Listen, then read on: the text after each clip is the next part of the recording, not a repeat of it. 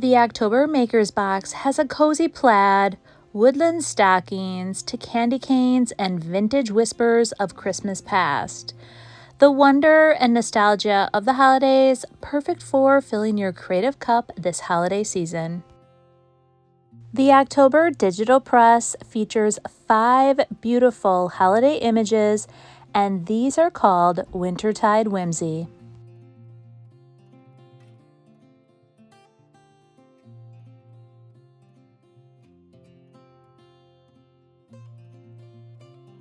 The October early bird bonus was 3 wooden ornament cutouts. I took a piece of the digital press and very easily I transformed one of these.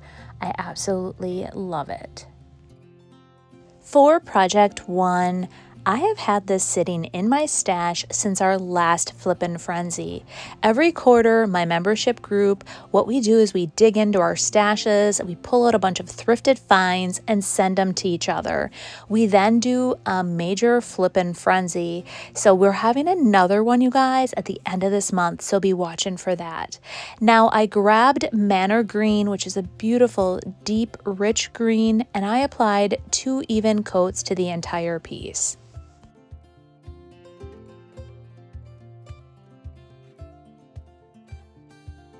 On the front where I'm going to apply the rice paper, I use White Swan from DIY and just apply 2 even coats. When that's dry, I grab my Fusion Découpage gel, and this has been my Découpage medium of choice for rice papers. I apply 1 even coat, mist my paper, and then lay down the rice paper and smooth it all out.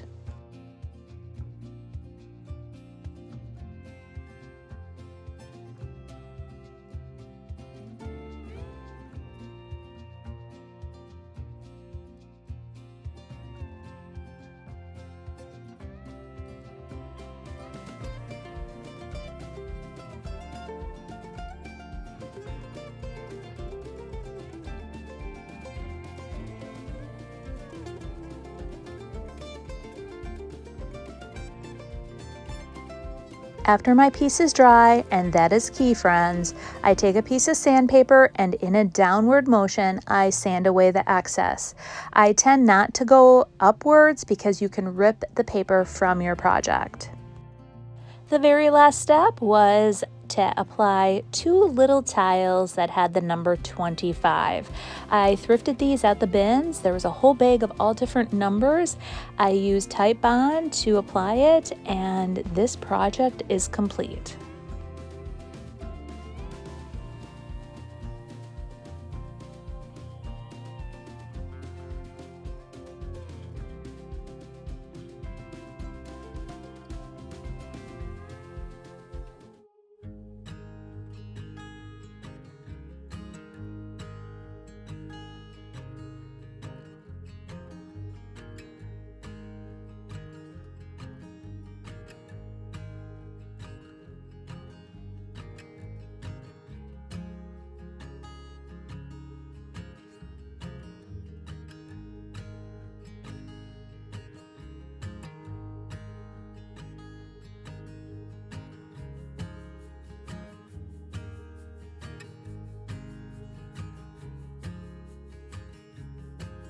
For Project 2, anytime I'm out thrifting and I see vintage looking pots or pans, I'm always grabbing them. I love the patina, and this one, you guys, seriously caught my eye.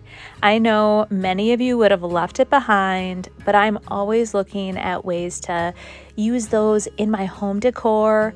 And I love DIY paint because you can apply it to virtually anything, and once it's sealed, it is rock hard. We're using Salty Kiss from DIY, and it matches Connie's paper perfectly. And Connie does create 2 beautiful rice papers for my maker's box each and every month. What she does is she hand draws them, and then she takes DIY paint and she paints them. And that was the color that she used in this beautiful Peppermint Wishes rice paper.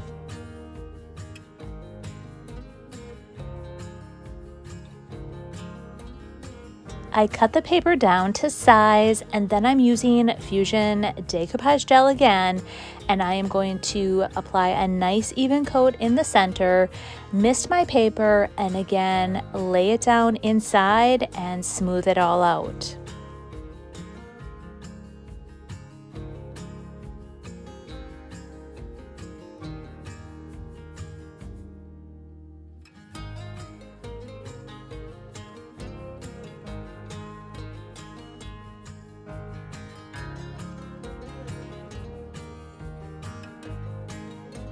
I decided it needed just a little bit more of a pop of green around the very edge, and you see so much of that enamel wear have just that very edge have just a pop of color, and that's what I'm replicating right here.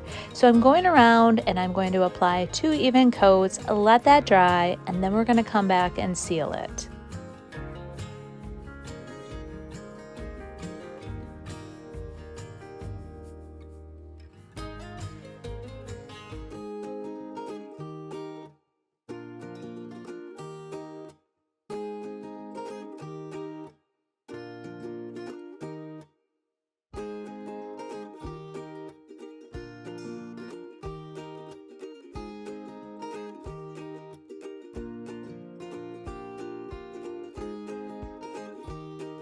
For project 3, I was gifted this scale. So this past weekend was the Vintage Soul Creative Retreat, and a lot of the attendees went thrifting at the Goodwill bins. And my friend Tara from the Reclaim Ranch found this beautiful scale, but she also found a beautiful crock, and she had to pick between the two to go in her suitcase. She chose the crock over the scale. So I was gifted the scale, and I knew right away I wanted to paint it some other color, and I thought how perfect then to put it in the Maker's Box video. So I started off painting it with White Swan, and I did 2 even coats of White Swan over the entire piece. And I really thought that the White Swan, after I sealed it, was going to be, I didn't think the blue was going to come through, you guys. Okay, let's just put it that way. I sprayed it with shellac because I wanted it to crackle. And after watching Ginger Chick's video and how she recommends using the shellac to add that extra crackle, I thought it was going to be all I needed. So I break out Red Wagon, which was the Sweet Pickins color of the box. And don't be alarmed, guys. It looks a lot more orangey than what it truly is. But it is really a beautiful red for the holidays as well. So I go in and I apply 1 even coat to the entire piece and I let it dry. I then go back in with the second coat, and the crackling starts almost immediately, you guys. And then I actually break out my heat gun, and that actually encourages even a little bit more crackle. And then I let it sit overnight, and then it kind of works its magic. The one thing about Sweet Pickins milk paint is that it's very unpredictable. It's very easy to use. You use 1 part water to 1 part powder, and you mix it up really good, let it sit for 10 minutes, and then apply it. But the unpredictability can sometimes cause you not to, like, especially if you want your project a specific way. Like me today, I wanted just a little bit of that white to pop through, and that's not exactly how it went. The next morning, I went out to my studio and I saw a bit of that blue popping through. So I started sanding. I really like to have a nice smooth finish, and sometimes there's little chunks in your milk paint, which is totally fine. You just sand it down and it has the most beautiful finish. And I just decided to embrace that blue. Initially, I wanted to fix it, but I decided to embrace it and I sanded it all. And actually, I am not hating it. I really wanted that white to pop through because I wanted to use this in my holiday decor. but I'm embracing what had actually transpired. So now I'm sealing it with the dark oil wax, and Sweet Pickins has 4 different oil waxes: clear, dark, black, and white. And I am slightly obsessed with the dark wax. It is gorgeous. You apply an even layer, you let it sit for a bit. I typically like time it about 10 minutes, and then I wipe away the excess.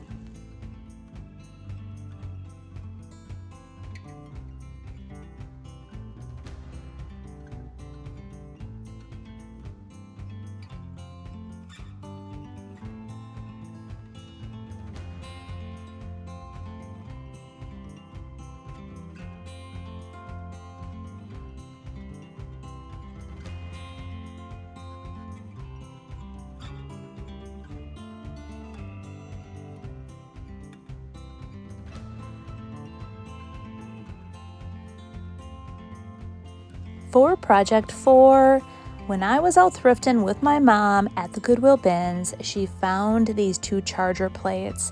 And honestly, you guys, I thought they were perfect for some holiday decor. And this decoupage paper that Royce created, oh boy, it is amazing. I now call it Yuletide Whispers, and I love her master boards because you can do so much with them. You can create projects like this, like small decor projects. You can junk journal with them. You can do large scale projects as well. So furniture pieces, things like that. There are so many possibilities with these master boards. So what I did is I went in and I found 2 specific images that I wanted to use on these charger plates. I used my nail to kind of outline it, cut it out, and we're gonna decoupage it on using liquid patina.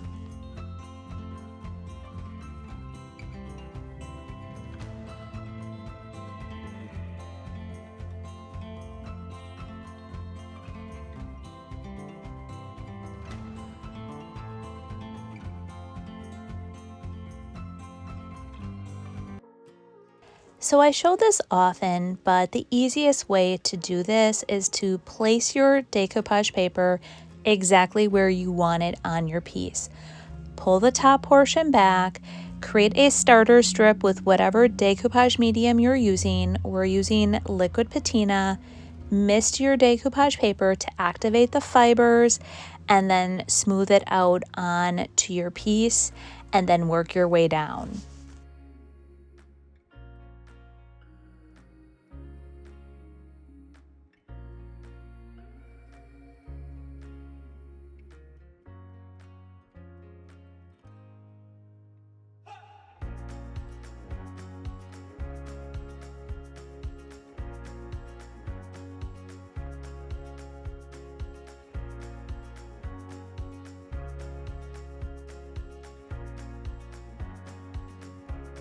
By doing this process, you eliminate a lot of the wrinkles and prevent a lot of tears. You have better control over your paper.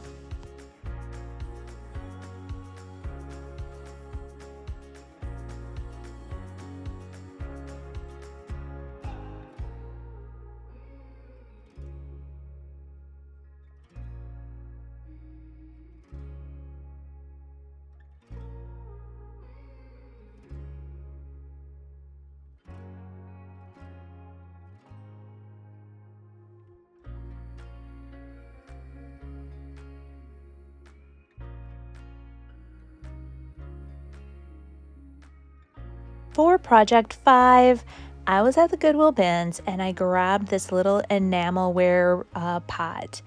And I was not digging the brown, but I really loved that creamy color.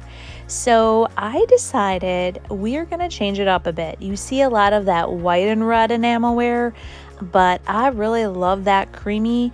So we're going to use Carnival red. And actually on the Maker's Box card, I don't know why, you guys, but I think Debbie Beard should rename this color to Cardinal Red. I call it Cardinal Red all the time. I think because I have cardinals on the brain, but this is Carnival red, and we're going in, we're applying one even coat, letting it dry, and then coming back and applying another. If you know anything about DIY paint, you will know that it sticks to virtually anything. As once it's sealed, it is rock hard, and that is the beauty of DIY. So I always include a napkin in a decoupage napkin in the maker's box, and we are taking this one and we're going to cut just a chunk, and you have enough to do 3 other projects. Always make sure though, you guys, you peel off that second layer. On this one, I decided I was going to cut around, basically like fussy cut all the way around the piece, because my ultimate goal is I want to make this wrap around the whole base of this enamel piece. So I'm going in with liquid patina. I'm just applying a nice even coat, laying down the napkin, smoothing it out, and then going around the entire perimeter and working with a napkin and the liquid patina to apply it.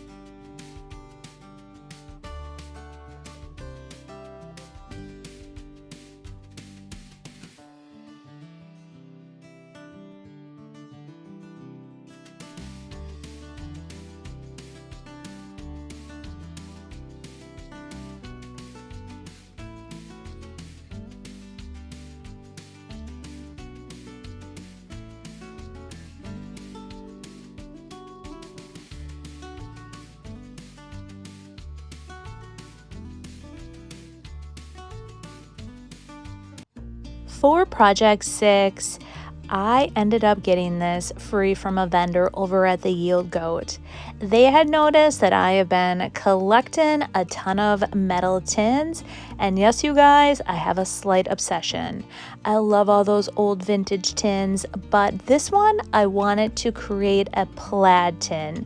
So I'm grabbing Festive Fireside Plaid from the Maker's Box, and it's a beautiful plaid, you guys, and we're going to apply it. Now, this project, I wouldn't say it was difficult, but it was a bit challenging because the tin is round and kept rolling, and I was trying to hold it in place and smooth out the wrinkles, and that was the challenge. But once I got that first starter strip down, it went a whole lot easier. I smoothed it out, and then I just worked my way around, and I love this plaid on here. Now on the very back, I forgot to show this, but there was just a tiny little gap.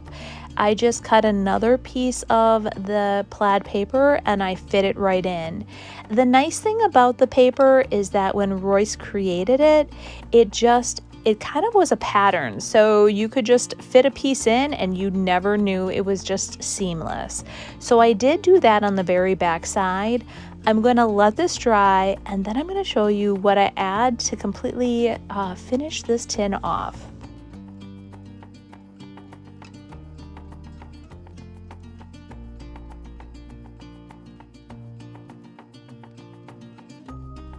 One thing that I love about the Maker's Box is that all the papers, all the paints, they work seamlessly with all the IOD products.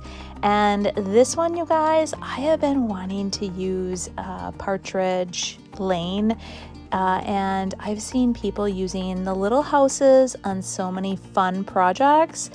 I just had to dive right in. So I am going to wrap the entire perimeter or the base with these little houses. So it comes with a strip of houses like this, but then there's all different little ones individual. And what I did is I laid the strip down, and then I went around and I just added the little ones around the rest of it. And then on the very top, there were some larger houses, and I just put 3 on that metal top, and I think it just tied it all together. I absolutely love how this completely transformed this, and I can't wait to use this in my holiday decor.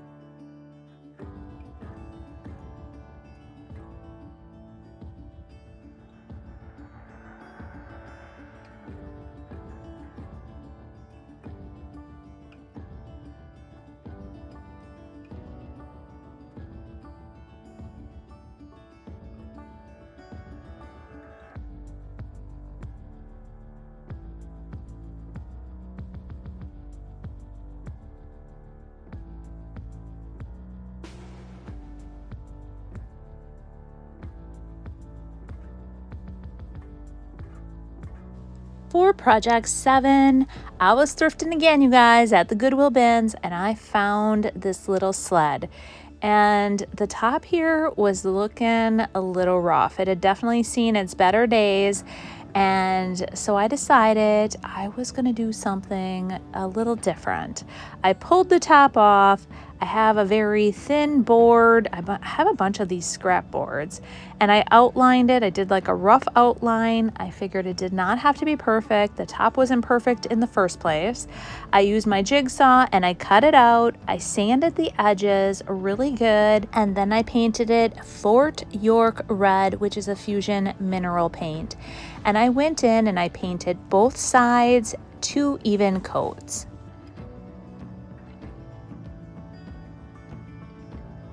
After it dried, I grabbed Winter Botanist, you guys. This has been, oh my gosh, my favorite. I honestly can say this has been my favorite transfer. I love all the botanicals in here, and this tree has been screaming my name. So I have been looking for the perfect project to put this on, and I decided it was going to be the center of this sled. So I laid it down, and then I grabbed some of the other botanicals and I laid them about, and I was just trying to like position it here and there, try to figure out exactly how I wanted it. Once I figured that out, then I just started laying the transfer down. And I started on top first, and I got that positioned. And then I thought, you know what? I'm going to position the bottom half of it as well. And then we're going to determine where we actually want the tree. They truly make you look like an artist because you can apply them to any of your projects, whether they're small home decor, large furniture pieces, you name it, you can create with these. And they come in all different sizes. So each transfer has like small images all the way to very large images. So they are definitely one of my favorite tools to work with. And like I said, all of the IOD products work seamlessly with the Maker's Box.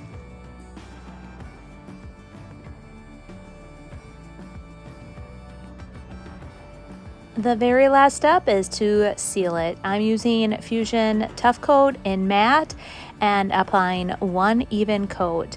I hope I've inspired you in today's Maker's Box video. And if you are interested in becoming a subscriber, all the information on the Maker's Box will be found in the description below. All right, guys, I can't wait to see you in the next video. I do put out videos every single Monday at 5 o'clock. See you then. Bye.